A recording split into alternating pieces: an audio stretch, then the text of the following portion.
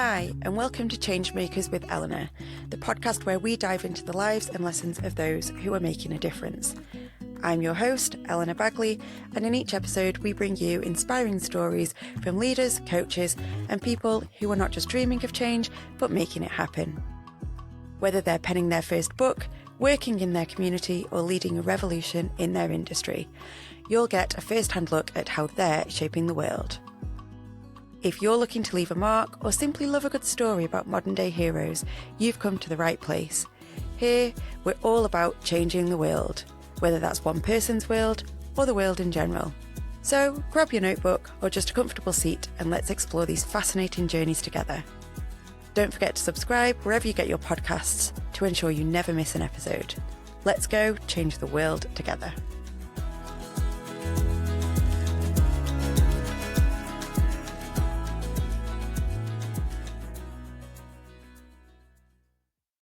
So in this episode, I am really excited to introduce Janie, and I'm sure she is going to have loads of interesting things to share with us. So Janie, would you like to introduce yourself?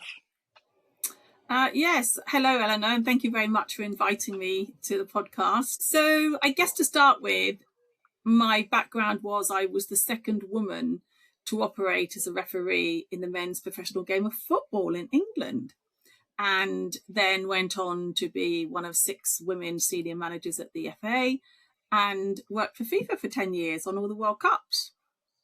So I feel like we've started with the fun facts, so you're going to have to come up with something else for the end of it. So I'm not sure that was too much fun, actually, Eleanor, at times, but it was a great experience. Yeah. I guess, and that kind of obviously forms kind of where we're going to be talking about today. So, obviously the podcast is about change makers, and I think that is a really kind of big kind of change in football, I guess, to be kind of the second female referee. Why do you class yourself as a change maker? I guess I never thought I was, Eleanor, to be fair. You know, naively, when I started refereeing, all I was an individual who was stepping in to an active role in a sport that I loved. But very quickly, that naivety slipped, and I realised that the biggest barrier to me succeeding was going to be my gender. And it was every single step of the way. Football wasn't ready for women, didn't want women, put as many barriers in the way to make sure we didn't proceed.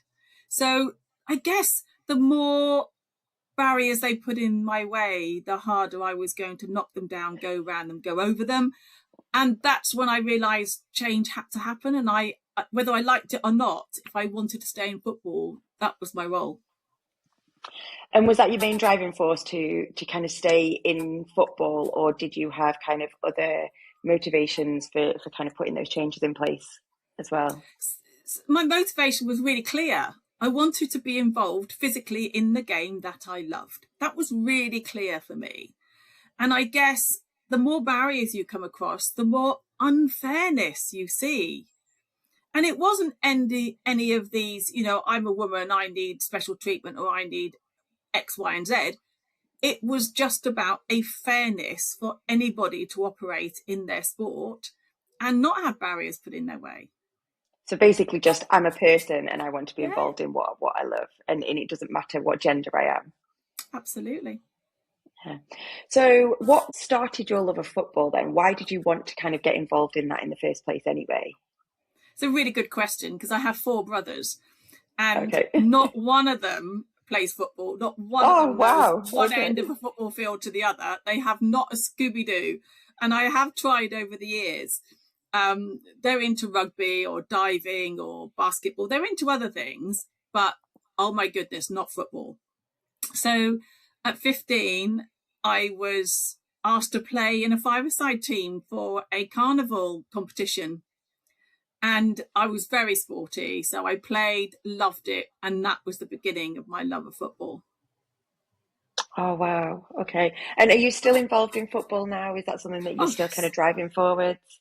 Absolutely. I sit on women and girls independent groups. I have my own charity that I set up with another founder member, a guy called Martin Cassidy. Both of us were really driven with fairness.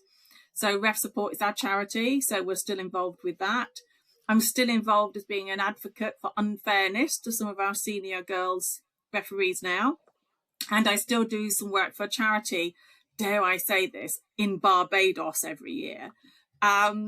So we use football as the conduit to wrap around a 360-degree education programme to help young people make better life choices. So football is a great level, a great social tool. And we talked a little bit about using sport within the community as well, before we jumped on here. Do you want to share a little bit about what you do with that and why you feel that's important? Sure. So I work with Chelsea Football Club, and I think this is our 6th or 7th year where we've been funded by the Lord Mayor of London's Standing Together Fund. So we use the power of football, and we go out to schools and we talk an awful lot about sort of division. We talk about removing labels, celebrating difference, LGBTQ, whatever it is now. And we also talk a lot about racism and cultural differences. So we get all the young people talking about that. They have to do presentations like a Dragon's Den. But it really is about raising awareness with young people that we are all different, but that's something we celebrate. And what difference have you seen kind of in all the various different roles that you've kind of taken on, from refereeing, from working with Chelsea Football Club, from anything else that you've done? What are the biggest kind of successes that you have seen football kind of bring, whether it is to kind of just the youth generally, whether it is to women and girls? What multiple kind of successes that you've seen within that? So I think there's a lot of successes. I think we can all see the success now in the growth of girls and women's football. We can all see that, even though behind the scenes there's still an awful lot to discuss, particularly around the senior women and, you know, their wages, and they get good sponsorship. But there is still a huge difference when they compete representing their country, they're doing exactly the same job as the men are doing. They have to do the same training camps, the same training, set the same time given, everything. And there is still a difference in how much they are paid for that work. And I think that is something that needs to be addressed for sure. So there is a huge growth in the growth of women's football. Where we're still hugely behind is women referees, women coaches, women managers, women in any of the decision-making roles. And fabulously so, we have a woman chair of the FA for the first time, who is amazing. She has a great background, strong credibility. She's authentic in what she does. But until you get women in those decision-making roles, you won't see the change that you want. So whilst we've come a long, long way, we still have an awful lot more to do to get some sort of fairness. It's not even parity, it's fairness. Yeah. How do you think we make that change happen then? Well, I think some of it is generational, you know. So if you look at how football is governed in this country, you have, you know, a council of 120 something people, and you've still got a very small representation of people of colour and women. So until you change that demographic, I think that's going to be the first point. But there is still a mindset that football was created by men for men. And there is still that mindset. You know, people look at me and treat me, even now after decades in the game, you know, she's only a woman, you know. You know, I experienced it only a few days ago. You know, we were at a function and somebody said, oh, yeah, but you know, the men referees we've had in the past, and somebody looked up and said, excuse me, you know, she was a top referee too, and actually forgot more than most men knew because of my work with FIFA. But I don't ever put myself up there, but other people do it now because they see the unfairness of a conversation. So do you think that the changes need to come from within initially, or from society, or tackle both together? Good question, Eleanor, because this is not just a football thing. This is really not a football thing. And I think that's the underlying point to your question. Probably without is. preempting. So this is very much a societal thing. You know, we puff and we blow about how many women we've got in decision-making roles in corporate environments. But if you look at that really clearly, it's actually going down, you know, because women are leaving those top corporate roles because of the way they are treated, or the environment is just not created for them to survive. So whilst we sort of look at that, society and generally still how women are treated, or how people who are different are treated. Yeah. And this becomes a societal issue, not just a football issue. Any insight into how we deal with that? Yeah, we've got to be big and bold. And I was listening this morning about, you know, the next Prime Minister wants to have 50% women in the cabinet or whatever. And I'm thinking, we need to just de-genderise everything, because gender gets in the way. It should always be people with an open mindset that says, I want the best person for the job, regardless of gender, regardless of whether they're disabled, regardless of their colour or their culture. We've got to stop all of this, you know, well, we need to have 50% women. Well, do you? Or do you want 100% of a cabinet that can do their job? So we really need, and I never believed in quotas, and then I did for a while, because women who were good enough were not getting the jobs. And that's where there is a fault. This is a change of mindset. And of course, that mindset is nearly always a male mindset. And science will tell you that we befriend people similar to us, we appoint people similar to us. That is a human element.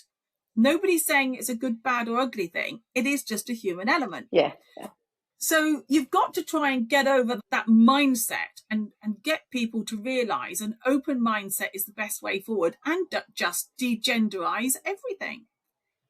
But do you think that because we are stuck with people in these stuck mindsets who, and I think there's two sides to it, because obviously you still have the very kind of female thing of they won't apply for a job that they are actually qualified for, even though they know that they could do it, whereas men are more likely to apply for jobs that they're not necessarily qualified for, but they have that confidence to be able to do it. So I guess there's that side of it, but there's also the thing that you're talking about there around the mindset. And actually, if the people who are making these decisions and appointments still don't necessarily look equally at who's in front of them for doing the job, whether it's male or female, do you think in the absence of that, there still needs to be that element of a quota in order to ensure that there is still some level playing field until we can get to kind of that ideal world, or what? It's such a difficult question, because I never did believe in quotas. And then for a while, I thought, well, they have their point. But the point with quotas is you need to know when to remove that quota. That is important. But secondly, they don't always work. So if you look at Sport England in 2017, they put a statement out that by 2022, they want at least every sports board that they fund to have a 30% woman representation. Well, by 2024, they'd only got 73%. So what did they do about it? Nothing. Did they withdraw any funding? Of course not. Did they then, hold these organisations to task? Of course they didn't. So there is a point that says, put quotas in place, yes, know when to remove them. But secondly, if they're not working, then what is the point? Yeah. It is about a change of mindset. And that is very much around education. That is very much about people understanding that regardless of what your characteristic is, whether it's protected or not, then it's about measuring people on whether they're good enough to do the job. Even this argument recently, I sit on a lot of interview boards, and some of them on the interview board say, oh, well, if the application has been generated by AI, we throw it out. I say, oh, why? Why do you do that? What are you measuring them on? Are you measuring them on whether they're good enough for the job, or whether they can or can't create a good application? So I've slowly started to change that mindset, and others are changing that mindset, to interview the person if you think they've got something. read through all the rubbish AI stuff, get through that, but then look at the crux of the individual. Do they have, we think, what it might take, and interview them? And if so, let's interview them, because then you can't hide behind AI. Then we will see the person. Then we will see if that person will fit into the team or the role or not. But this whole dismissive, oh, no, if they've created it by AI, we don't want to know. Well, welcome to the future. It's here, whether you like it or not, but it's very much a generational conversation. Younger people, millenniums, Gen Z and the rest, they don't talk like that. Sadly, it is the older person who still feels that you've got to write every word of your CV or your application. So I think you've got to start influencing that change in order for that change to happen. And I guess it's people like me, like you, like others that you interview, that are not afraid to challenging those nuances. How do you go about changing people's thinking then? Do you have any tools, or is it just through discussion, or what is it that you do or have seen others do in order to kind of get those kind of change of mindsets and just thinking about things in a different, more forward thinking way? Few ways, really. I use my journey, my lived story. I pick out anecdotes, but I question a lot. And I would turn questions around on people innocently and say, well, okay, so instead of giving me all the reasons why you wouldn't hire that person, why should we hire them? And then all of a sudden you're making them think of the positives. Or I start off with the positives and say, right, let's look at all the positive stuff, and then we'll look at, well, where's the balance? So I do challenge people's thinking. I believe in a professional, positive way, because I think really clearly about the question before I ask it. And you can see sometimes people are put on the spot. You can see sometimes they're uncomfortable. You can see sometimes that you're going to challenge what their stock answer would be. But that way, it challenges their thinking in a really positive, calm, professional manner. Do you not think, though, that we have to all be comfortable with being uncomfortable in order to be able to move forward? So I talk a lot about this when I deliver lots of training. When I first stepped into football, I stepped outside of my comfort zone from the day one. And I'm actually writing a book, which is not ready yet, but I'm hoping will be called Performing at the Edge of My Comfort Zone. Because I believe the moment I stepped into football, I was doing exactly that. Every day was a challenge, was change, was different, something I hadn't done before. But whilst that starts being very, very uncomfortable, you start to get a bit more used to it. And then you get quite comfortable with uncomfortable. And then you actually relish it, bring it on. I get excited about it because change is exciting, but people don't realise that. People are afraid of change, and I understand why for many reasons, but I used to welcome it. And so I say to people, I went from being totally uncomfortable to being comfortably uncomfortable. And I think that's where we need to get a shift change in people's mindsets, that they actually welcome change and all that it brings, because change isn't always bad. In fact, it's often very good, very positive. Yeah, no, I totally agree with you. I love change. And I think in society, we probably have that mindset, and the phrase is used a lot, isn't it, about not wanting change and not liking change. And it reinforces that not liking change is the norm.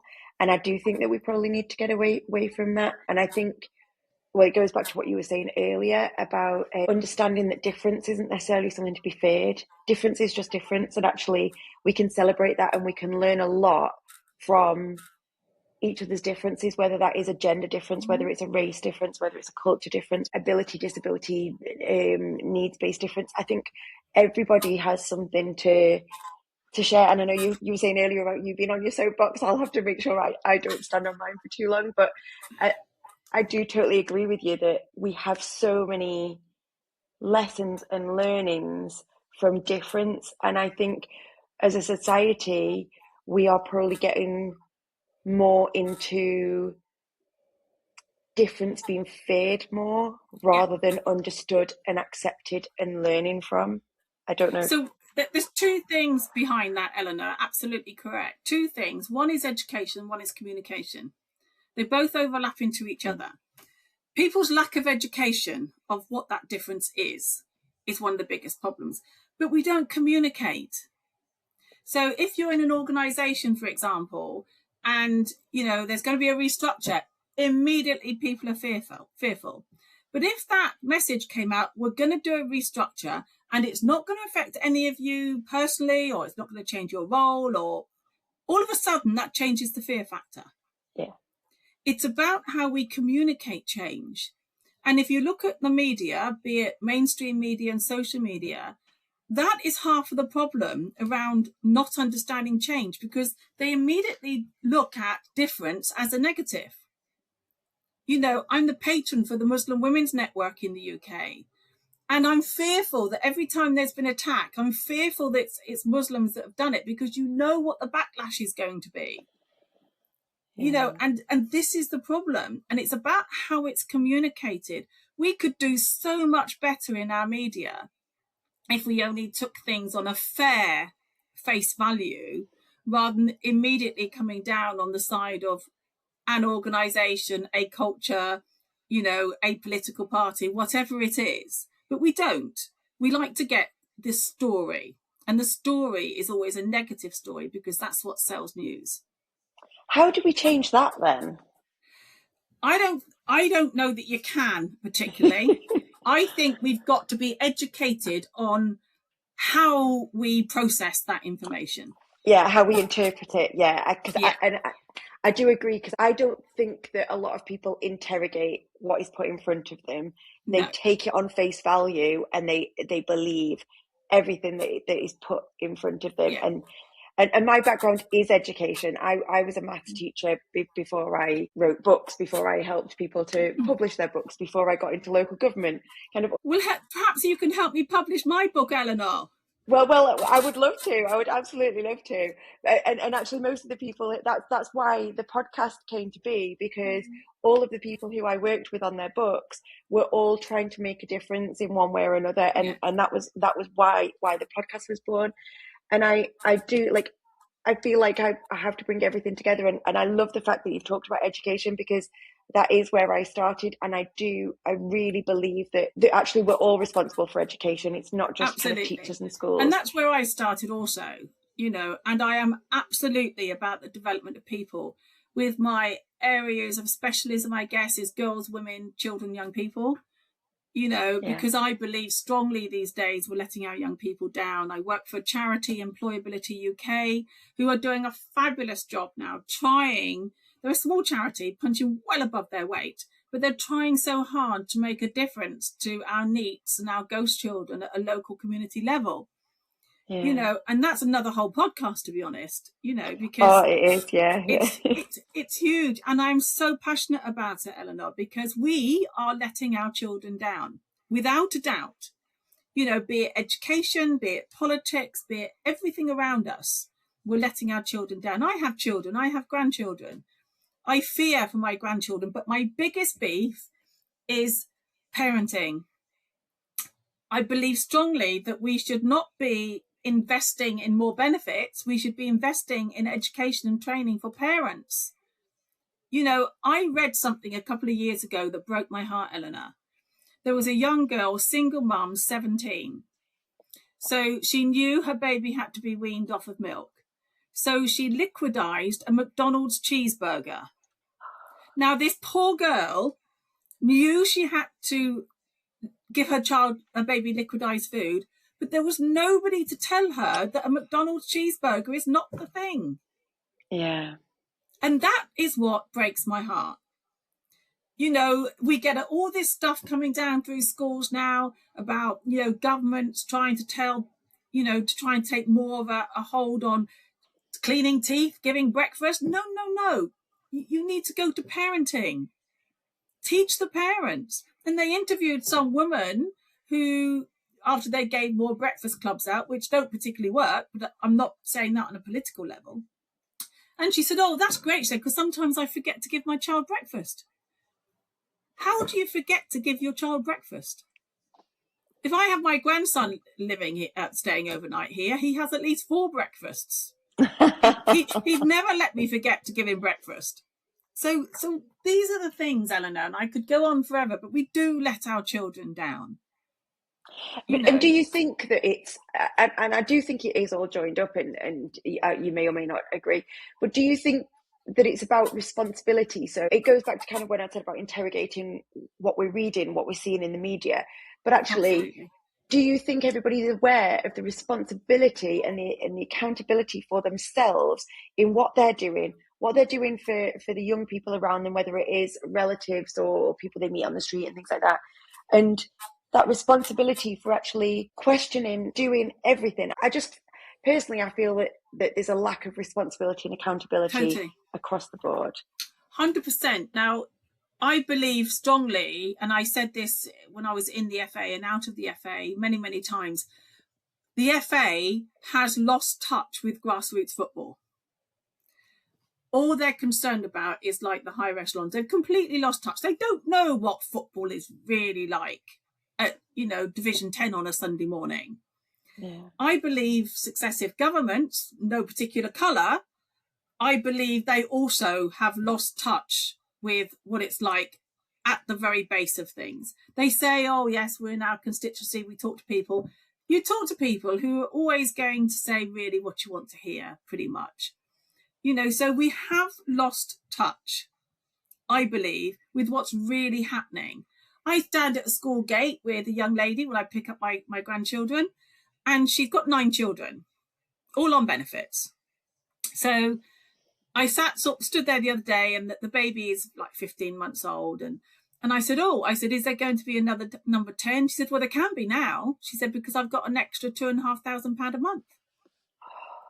So if you've made poor choices to have 9 children, knowing that you're on benefits, because that is a poor choice. I would have liked more than 2 children, but I couldn't afford them. So that's a poor choice. So now she'll make another poor choice and have number 10. These are the things this is the reality. This is what's happening. Now, sadly, several of her children are on plans within school for behaviour. So with the respect and all the respect I can drum up, how can you give the attention to 9 children that they need? And particularly if they're a little bit challenging and need more attention, you can't give it. And I knew how difficult that was with 2 children. I know how difficult it is with 3 grandchildren who all want my attention, and I'm a very hands-on grandma. Yeah. But this is the sadness, Eleanor. This is why you can't stop people having children, but you can stop paying for them, and then maybe they won't have any more. I don't know. I don't know what the answers are. And right now, I have to stress, I don't hold any particular political colour. Because I think if you put them all in a pot and stirred them up, you couldn't get a good bunch out of any of them. Oh, no, don't say that, because as I've said, that I am a local councillor now, and obviously I am affiliated to a party. And I think when I was standing, kind of my big thing was, so I wasn't into politics previously, and I did a lot of community work. So I was a founding trustee of a school uniform charity to try and reduce uniform poverty in the area. I'm a trustee for Down Syndrome North East. My youngest daughter has Down syndrome. So I was involved in the community, and because a lot of what we've talked about today, kind of that fairness and helping and supporting and everything, that's where I came from. And so me standing as a local councillor was with the community in mind rather than political party. And I might be shot down for saying this, I don't know.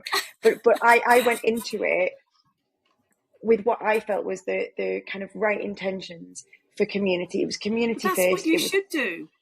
Yeah, as a local councillor, that's absolutely what you should do. Yeah, and obviously I am affiliated with a party, so do I necessarily agree with everything? No. Possibly not, but I'd like to think that I'm doing this podcast for a reason. It's to kind of stand up and challenge where I feel that standing up and challenging needs to be done, and I'd like to think that I can do that within the position I'm in as well. So who knows? But yeah, I just feel like I had to get that bit in there. I am similar. We're not all the same. No, I know, and I have become more of a political animal. And if I was 20 years younger, I probably would have got into politics, a little bit like you. But I have a bit of a profile. I have an OBE. I'm deputy lieutenant of my county. I have 2 honorary doctorates, and I'm not saying that to say, look at me, how clever am I? It's because I now use and abuse that completely, because that can open doors for me that I couldn't open before. And that's what I do.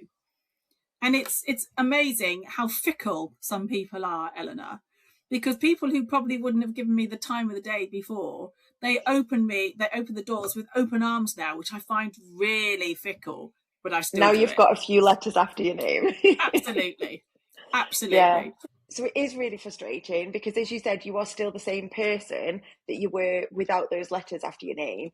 And I think that goes back to what we were talking about kind of quite early on, about everybody should be valued for the merit that they can bring. And and obviously initially you said regardless of gender, race, culture, blah, blah, blah, blah. But actually, regardless of how many letters they have after their name as well. My daughter keeps saying, next time you have your business cards printed, Mum, they need to be on A4. I was going to say, they're going to run out of space on them. but it goes back to what we were saying about how people view each other. Absolutely. And it does annoy me, but I've gone past annoying now, and I use and abuse it. So, and I do use it, have to. I use it because it does open those doors for me. And those doors are not because I want to have financial gain. Those doors are because I want people to hear what I've got to say. Yeah, and I think it is really important. I mean, years ago, I attended a maths conference, and one of the speakers there, I think she was a lecturer in Chicago, and she was talking about, and I've been thinking about this over the last week quite a bit, because I was having a conversation last week with someone about it, and I think it was congressive, it might be ingressive, but I can't remember what the other one was, personalities. And it was talking about very male-dominated traits and female-dominated traits. And it's not to say that it is men and women, it's just where the traits align. And it was saying that basically the ones who have the more female traits are the ones that are actually better for society because of the way that they think about things, the way they see things.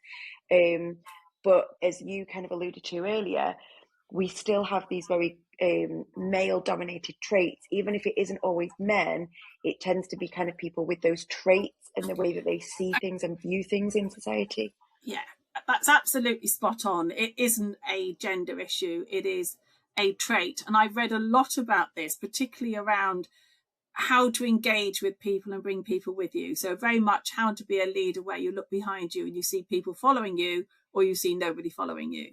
And it is about that, where you've got the trait where you're just thinking, right, this is the journey. Here. That's it. I'm on it. But then the wider journey is people go like this and they say, right, whilst that is the journey, I need to bring all of this in. So I need to bring all the change, the fear, need to do the communication and the emotional intelligence, and I need to listen to people. So all of that then comes into this wide piece that a lot of people don't think about. But you're right, because I've read quite a lot on women leaders, and a lot of, not all women leaders, but a lot of women leaders have these traits because they have a higher level of emotional intelligence than men, even though that balances, because sometimes that emotional intelligence gets in the way and they become more emotional. So this is not about knocking men and saying, oh my God, you're not emotional. It is about they use it perhaps better than we use it. Yeah, and that's what I think. We're all on a scale, aren't we? And it's just about where we kind of sit within those traits. And it is about kind of channeling what's best for the different situations. And I think we all need to maybe be a little bit more aware of those. in an ideal world, where would we be? What would be happening? In an ideal world, I would like everybody just to show a touch more kindness. And I think if people showed kindness, they would think differently, because they would start to think in a kinder way. And I keep using the word, but I do believe it's the root now of pretty much most of what's going wrong.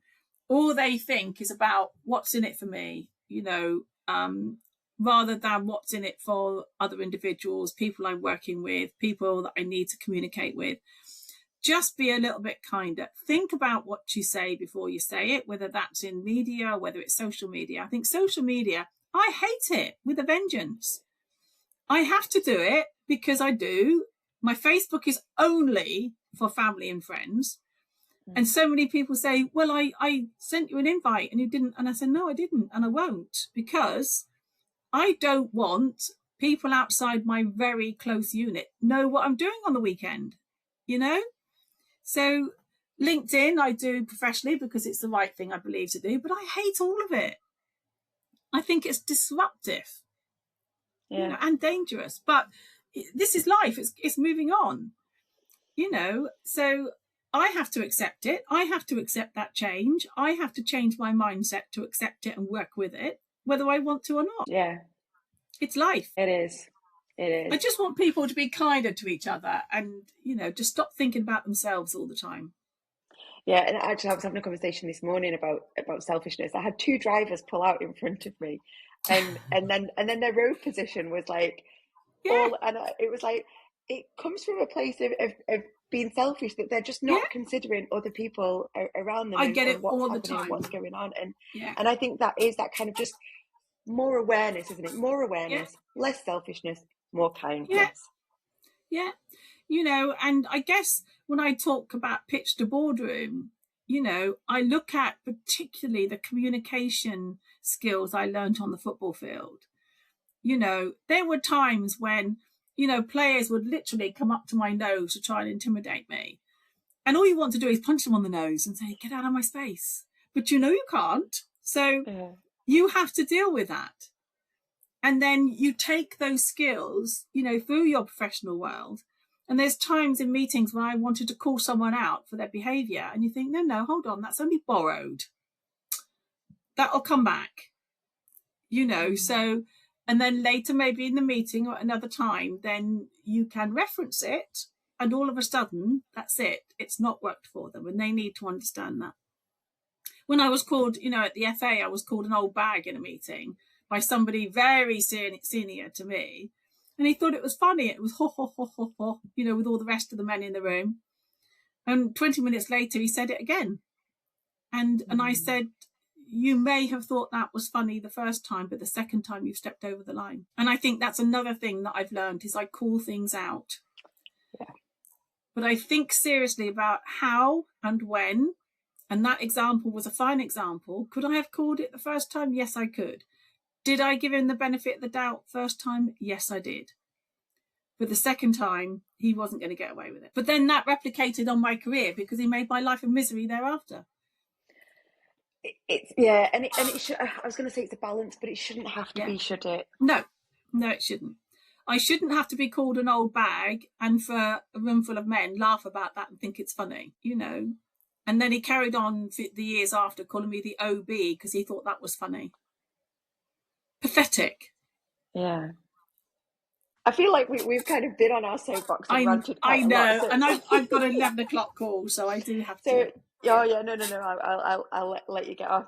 But if people are still with us after our convoluted rant about society and fairness and kindness, did you think about a fun fact that you would like to share with everybody? It's only funny because I am actually quite a serious person. I'm very structured, and I was asked once to appear live in Leicester Square on a panel called Funny Women. And my daughter said to me, she went, Mum, why have they asked you? You're really not funny. And I look back and actually, because I told funny stories on the stage, I realised that people thought it was hilarious. It was just one of those funny things that was way out of my comfort zone. I almost didn't go because I thought, for goodness sake, I'm really not funny. You know? But were you funny on the day? Was it appreciated? It was, more so than I thought. I was quite surprised how the audience loved it. But I just don't think I'm very funny. I can't tell jokes. I always remember the punchline and don't remember the rest of the joke. So it's not funny. I'm really not funny. But there you go. Does that not show that it's like we actually have things about us that we don't always necessarily notice, and other people see it within us as well. So it was called Funny Women, and I thought, I'm not really funny. Before, obviously, you've got the book in the works. Yeah. If people want to get in touch with you and find out more about what you do, or how you might be able to help them within kind of their organisations or anything, sure. Where's the best place that they can find you? Probably LinkedIn is probably easiest. Just send me a message on LinkedIn. I answer everything. So. And your full name, just for everybody, because I think we've just talked Janie about Frampton. Janie Frampton, perfect. Okay, yeah. And we'll make sure the links get shared in the show notes as well, so everyone can reach there. But thank you very much. It has been an absolute pleasure to chat with you, and I'm sure we've got many more things that we could have discussed down the line. Likewise, Eleanor. Thank you for inviting me. Thank you. Oh, much appreciated. Thank you for tuning in to this episode of Changemakers with Eleanor. I hope you're leaving as inspired as I am. If today's story has sparked something in you, remember it's never too late to start making a difference. Whether it's writing that book you've always dreamed of, stepping up in your community, or starting that campaign you're passionate about. If you enjoyed our time together, please consider giving us a rating and review on your favourite podcast platform, and share this episode with someone who could use a little inspiration. Your support helps us to reach more changemakers just like you. Join me, Eleanor, in the next episode for another deep dive into the stories of those who dare to dream big. Until then, be your greatest. See you next time.